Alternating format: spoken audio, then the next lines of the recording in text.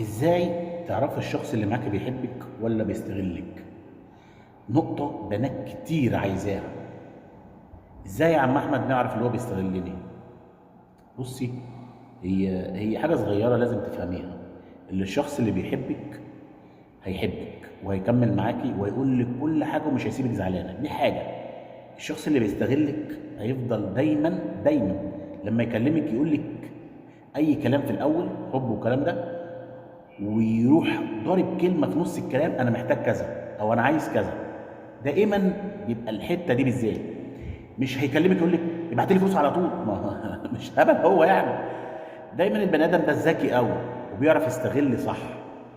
دايما في نص الكلام يقول لك انا الموبايل بتاعي يتكسر، قصدي الموبايل بتاعي باظ، الموبايل بتاعي خلاص بيهنج. طبعا انت فاهمه الكلمه. طب يا حبيبي انا عندي موبايل نص عمر خده، يا حبيبي انا اجيب لك موبايل جديد، اضحك على دادي واجيب لك منه فلوس واجيب لك موبايل.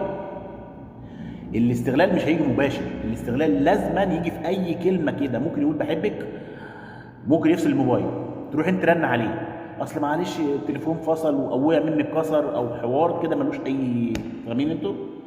نقطه صغيره، نقطه في بحر.